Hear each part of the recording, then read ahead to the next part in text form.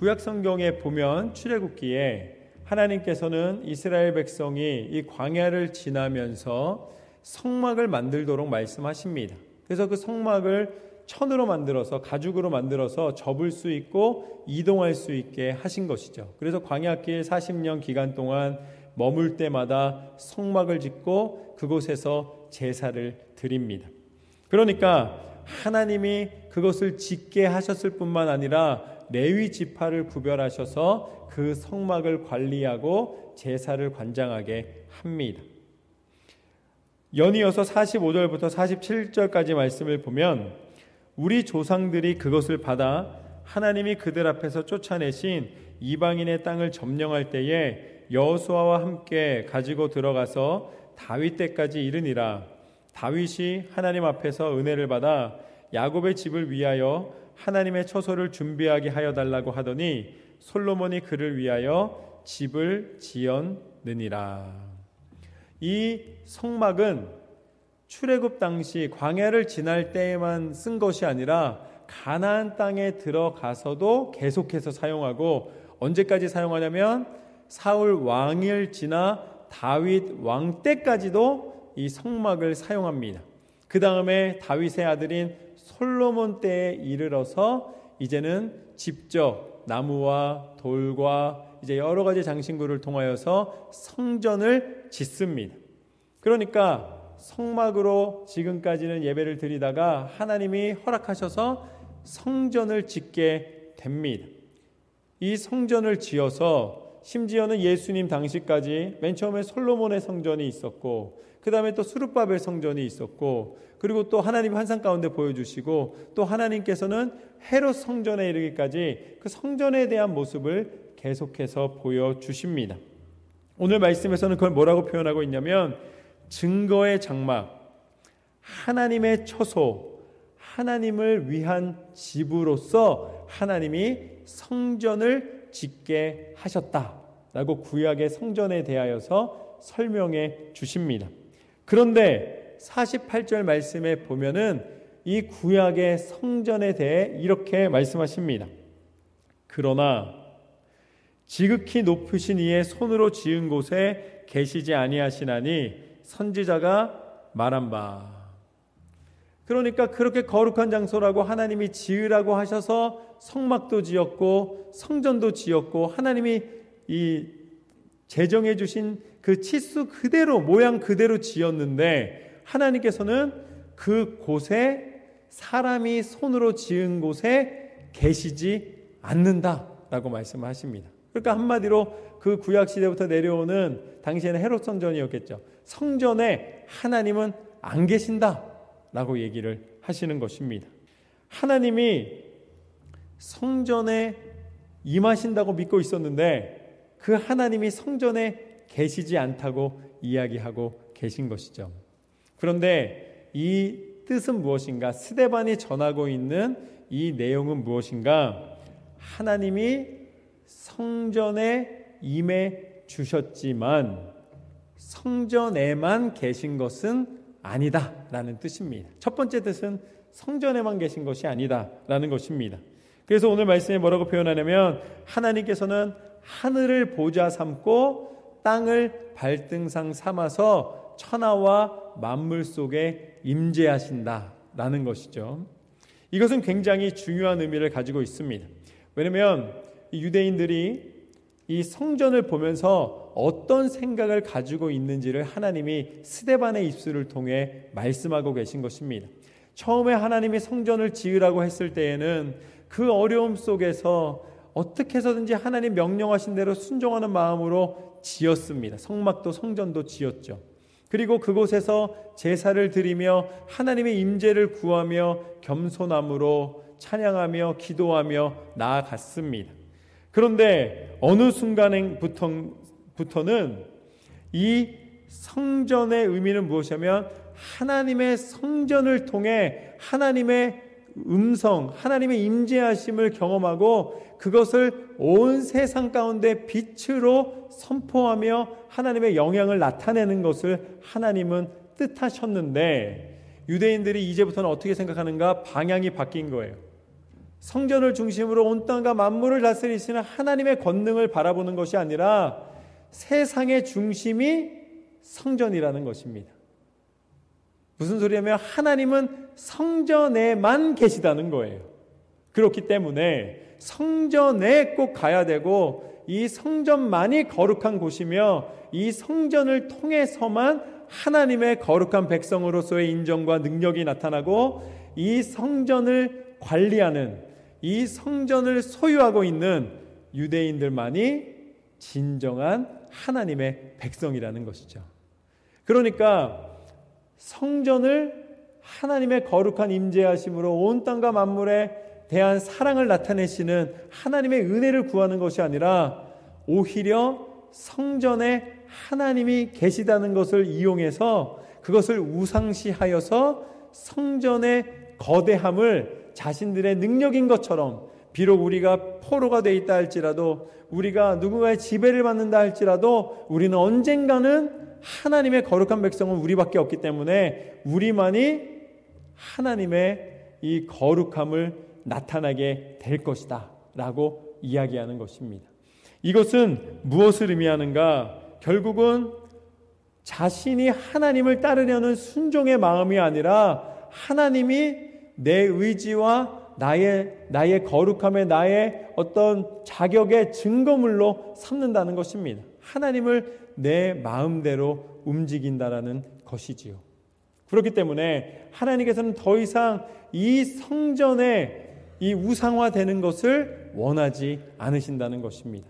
너희가 있어야 한다고 하면서 오히려 너희의 욕심을 채리려는 것에 내가 더 이상 인정할 수가 없다. 그렇기 때문에 스데반이 말합니다. 하나님이 더 이상 그렇게 인간의 계획과 계산 속에 머물지 않으신다라고 말씀해 주시는 것입니다. 그래서 이것을 예수님께서는 뭐라고 말씀하셨는가? 요한복음 2장 19절 말씀에 보면은 예수께서 대답하여 이르시되 너희가 이 성전을 헐라 내가 사흘 동안에 일으키리라. 심지어는 예수님께서는 이 성전을, 이 건물을 헐어버리라고까지 말씀해 주셨습니다. 아니, 그 거룩하게 하나님의 임재하심의 상징이라고 애써서 지었고 또 하나님 말씀하신 대로 지은 것인데 예수님께서는 그 성전이 우상화되고 오히려 하나님의 임재하심보다는 하나님이 계시지 않은 사람들의 거룩함과 사람들의 능력의 표시가 되는 것을 이제는 헐어버리라고 말씀해 주십니다.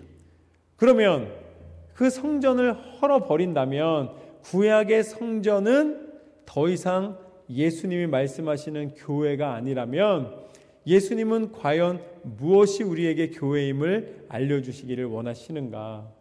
오늘 스데반이 자신의 생명을 걸고 하나님의 교회를 선포하고 있는 그 교회의 기초, 교회의 본질은 무엇인가? 그것은 마태복음 16장 16절과 18절 말씀입니다. 시몬 베드로가 대답하여 이르되 주는 그리스도시요 살아계신 하나님의 아들이시니이다. 18절 말씀을 보면 또 내가 내게 이르노니 너는 베드로라 내가 이 반석 위에 내 교회를 세우리니 음부의 권세가 이기지 못하리라. 아멘. 이것이 오늘 말씀의 첫 번째 교훈입니다. 교회의 기초는 건물이 아니라 예수님만이 구원의 하나님이시라는 고백이다. 예수님만이 구원의 하나님이시라는 고백이다. 교회의 기초는 주는 그리스도시요 살아계신 하나님의 아들이십니다라고 고백한 그 베드로의 신앙 고백에 있습니다. 그렇기 때문에 그 위에 세워진 것은 건물이 아니라 예수 그리스도이십니다. 그러게 예수님이 이 건물을 헐어도 사흘 만에 다시 지을 것이다 말씀하신 것은 이 교회된 당신을 가리켜 말씀하신 것입니다. 사흘 만에 부활하신 당신의 생명의 이름을 말씀해 주신 것이죠. 그래서 교회하면 무엇이 보이는가가 중요합니다. 갈보리 교회가 생명 있는 교회가 되기 위해서는 무엇이 보여야 되는가? 갈보리 교회는 건물이 좋은 교회, 갈보리 교회는 어떤 프로그램이 좋은 교회, 갈보리 교회는 어떤 대단한 무엇이 있는 교회가 아니라 갈보리 교회는 예수님이 보이는 교회여야 합니다. 그리고 우리 갈보리 교회는 예수님이 보이시는 교회인 줄로 믿습니다. 세상의 어떤 기준도 아닌 하나님의 교회가 든든히 서나가는 것은 예수 그리스도의 부활하신 예수 그리스도의 생명력이 우리 가운데 있을 때만이 가능합니다. 그래서 초대교회를 거창하게 갈라디아 교회, 안디옥 교회, 빌라델피아 교회 이렇게 이야기를 하지만 실상 그곳에 초대교회에는 건물이 있지 않았습니다. 오히려 믿음으로, 예수님을 믿는 믿음으로 생명을 걸고 그 복음을 지키며 나아가는 한 가정 한 가정이 하나님의 교회라고 칭함을 받았던 것입니다. 나중에 이제 중세시대에 그것을 기념하기 위해서 교회 건물을 짓고 그곳을 이제 교회당으로 썼을 뿐이지, 사실상 진정한 교회는 무엇인가? 예수 그리스도가 구원자라는, 예수님만이 나의 구주라는 고백 위에 하나님의 교회가 세워진 줄로 믿습니다. 그래서 건물이 없었던 것처럼 당시에는 예배의 형식도 없었습니다. 그 이후에 찬송도 부르고 여러 가지가 생겨서 지금까지 역사적으로 연결돼 와서 지금의 현대식 교회 모습, 현대식 교회 건물, 현대식 교회 예배가 있지만 교회의 기초, 교회의 본질은 예수 그리스도의 함께하심, 임재하심입니다. 그렇기 때문에 초대교회부터 지금까지 우리에게 변함없이 유지되고 있는 단 하나의 형식이 있습니다. 그것이 무엇이냐면 바로 성찬입니다.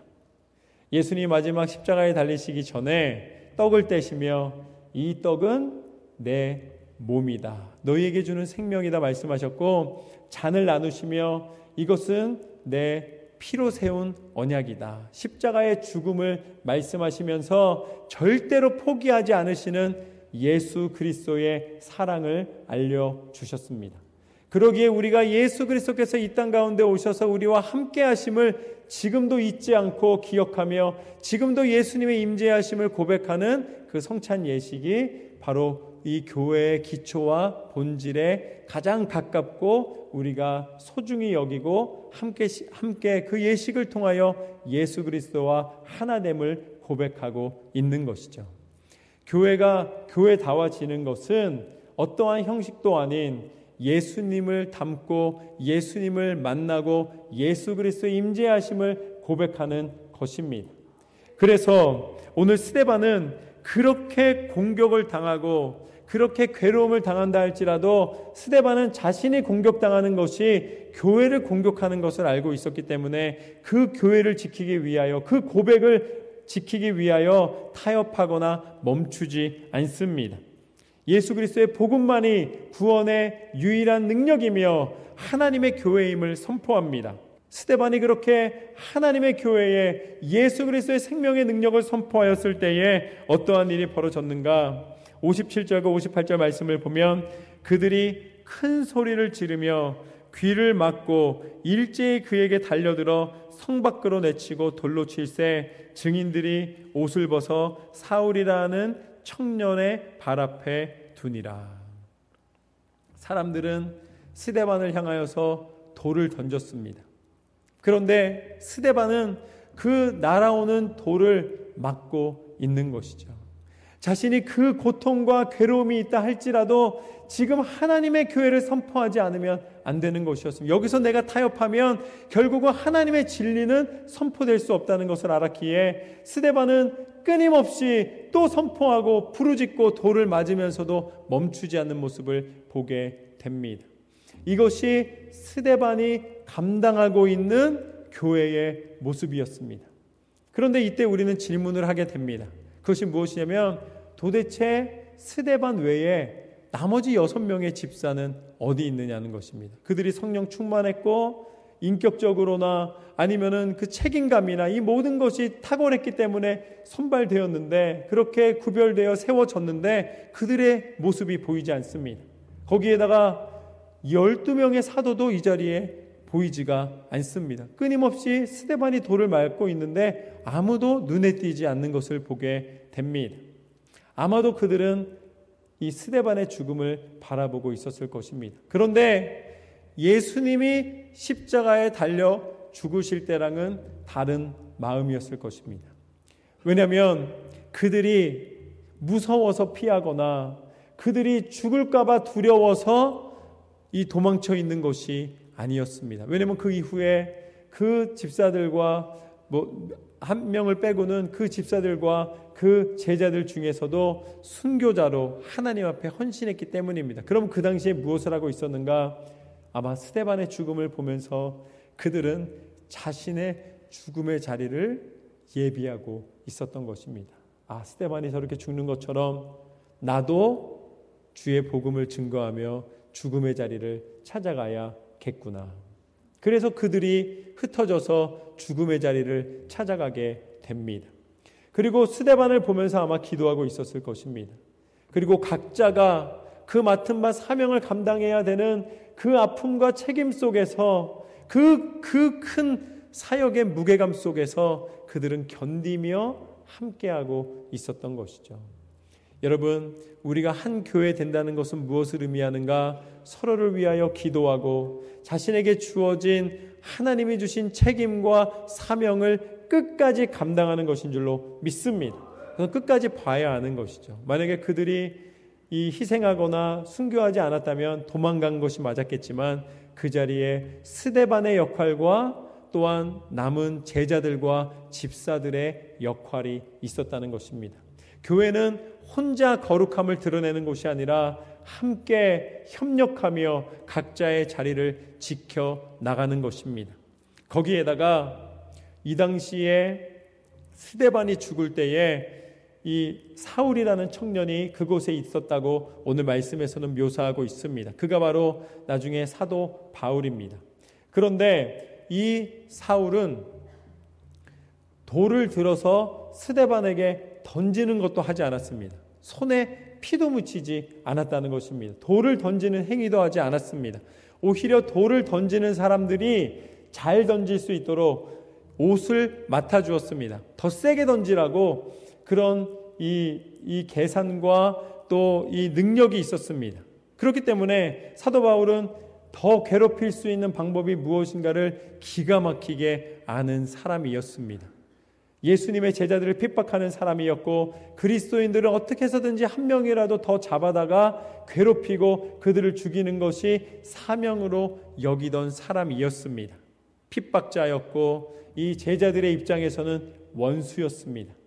근데 그 장면 안에서 사도 바울은 그처럼 잔인한 핍박자의 모습으로 있었지만 그가 초대교회의 선교적 리더로서 이방인의 선교사로 쓰임받았다는 사실을 기억하십시오.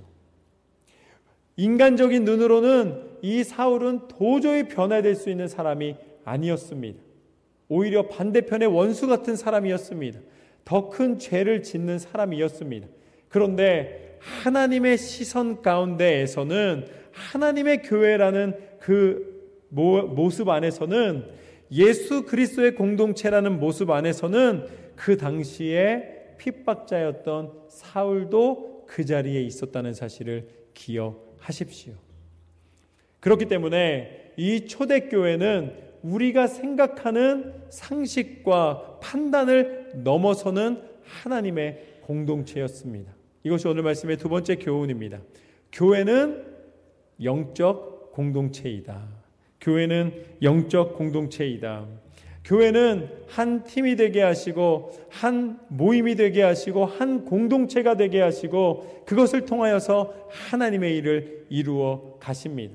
당장에는 원수처럼 보이는 사울마저도 하나님께서는 그를 예비하시고 그를 변화시키시고 그가 초대교회에 없어서는 안 되는 귀한 영적 리더로 쓰임받게 됐다는 사실을 기억하십시오. 하나님의 뜻 가운데 우리는 하나님의 눈으로 하나님의 교회를 보아야 합니다. 그것이 영적 공동체입니다. 때로는 내 옆에 있는 사람이 좀 부족해 보일 수도 있습니다. 그리고 내 자신을 바라볼 때에 너무나 연약한 모습일 때가 있습니다. 실망하지 마십시오. 하나님이 원하시는 방법으로 하나님의 때에 하나님의 일을 이루게 하시는 줄로 믿습니다.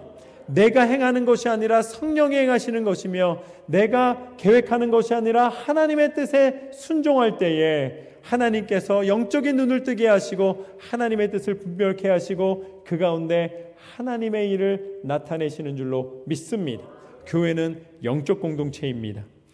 그래서 마지막 장면을 보면 이렇습니다. 59절과 60절 말씀을 보면 그들이 돌로 스데반을 치니 스데반이 부르짖어 이르되 주 예수여 내 영혼을 받으시옵소서 하고 무릎을 꿇고 크게 불러 이르되 주여 이 죄를 그들에게 돌리지 마옵소서 이 말을 하고 자니라. 할렐루야. 이것이 오늘 말씀의 세 번째 교훈입니다. 교회는 희생이라는 씨앗으로 믿음이라는 열매를 맺는다. 영적 리더는 믿음의 열매입니다. 교회는 희생이라는 씨앗으로 믿음의 열매를 맺는다. 세상에서도 믿음을 가지라고 이야기를 합니다. 그러면서 희생을 하라고 이야기를 합니다. 그게 투자입니다. 투자. 그래서 아마 주식 같은데 뭐 저축을 통해서든 집적이든 투자하신 분들이 계실 거예요. 그러려면 어느 정도 내가 지금 안 쓰고 뭔가를 이 희생을 해야 되잖아요. 투자를 해놓고서는 믿음을 갖지 않습니까? 그런데 때로는 잘 돼서 이 좋아할 때도 있고 때로는 안 돼서 힘들어할 때도 있습니다. 배반감을 느낄 때가 있는 것이죠.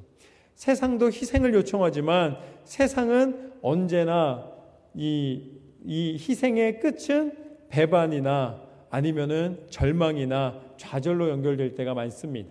왜냐하면 만약에 투자를 했는데 돈을 많이 벌었습니다.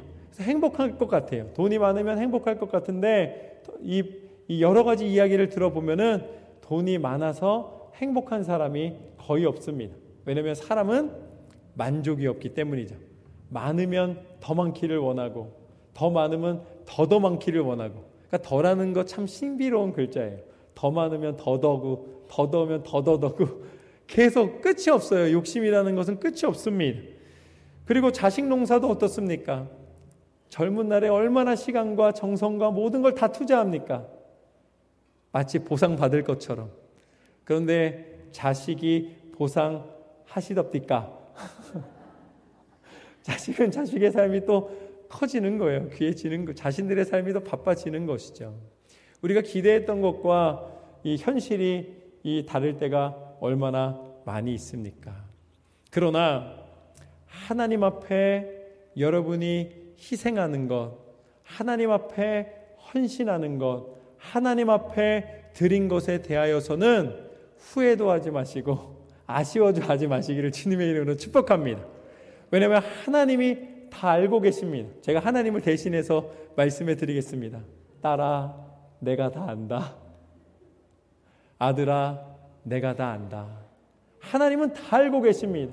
여러분의 눈물의 기도, 여러분의 그 희생의 순간들 사람들은 안 알아줘요. 섭섭합니다. 섭섭해하지 마세요. 하나님이 여러분을 알고 계시다는 것에 기뻐하시기를 주님의 이름으로 축원합니다. 하나님이 여러분을 붙잡고 계십니다. 그러기에 스데반은 그 죽음 앞에서도 하나님 앞에 나를 왜 이렇게 데려가십니까? 원망하지 않았습니다. 하나님, 내 영혼을 받아 주시옵소서. 하나님을 믿었기에 그 돌에 맞는 희생 속에서도 그 죽음의 고통 속에서도 스데반은 멈추지 않고 하나님께 자신의 영혼을 의뢰하고 있는 모습을 보게 됩니다. 거기에다가 돌을 던지고 있는 그 사람들을 향해서 내가 너희를 위하여 영적인 비밀을 알려주었건만 너희는 왜 깨닫지 못하고 돌을 던지느냐 하지 않았습니다. 하나님, 저들의 죄를 용서하여 주시옵소서. 그때 오늘 말씀의 마지막 스데반을 뭐라고 표현하는가? 그 돌에 맞고 스데반이 이 말을 마친 다음에 잠들었다라고 표현하고 있습니다. 그것은 무엇인가? 예수님이 부활하신 것처럼 스데반을 반드시 영원한 생명 가운데 일으키시겠다는 하나님의 약속입니다. 성도의 죽음은 세상은 죽음이라고 표현하지만 우리는 잠듦이라고 표현합니다. 왜냐하면 예수 그리스도와 함께 다시 그 잠에서 깨어 영원한 생명의 부활의 몸을 힘입고 하나님 나라에 이르는 그 천국의 소망이 허락된 백성이기 때문입니다. 그 은혜를 입었기에 우리는 실망치 않고 어떠한 희생의 씨앗으로 심긴다 할지라도 믿음으로 천국으로 하나님의 은혜로 맺어질 것을 기대함으로 날마다 기쁨을 누리는 삶을 살아가게 하시는 줄로 믿습니다. 이것이 하나님의 교회입니다. 오늘 말씀을 통해 우리는 세 가지의 교회의 의미와 모습을 보았습니다. 그 첫 번째, 교회의 기초는 예수님만이 구원의 하나님이시라는 고백이다. 건강한 교회, 진정한 교회, 교회의 기초는 예수님이 보이시는 것입니다. 저는 여러분의 가정에 예수님이 보이시기를 주님의 이름으로 축원합니다. 우리 갈보리 교회에 예수님만이 드러나실 줄로 믿습니다. 두 번째, 교회는 영적인 공동체이다. 교회는 사람의 힘으로 운영되는 것이 아니라 성령께서 이끌어 가시는 공동체입니다. 그러기에 우리는 성령 하나님 안에서 하나 되어 한 몸 되어 하나님의 영광을 나타내는 하나님의 공동체로서 가족으로서 살아가는 줄로 믿습니다. 마지막으로 교회는 희생이라는 씨앗으로 믿음이라는 열매를 맺는다. 여러분의 희생을 기억하시는 하나님을 바라보며 영적으로 깨어 세상을 변화시키는 영적인 리더로서의 사명을 감당하시는 저와 여러분의 삶이 되시기를 주님의 이름으로 축원합니다.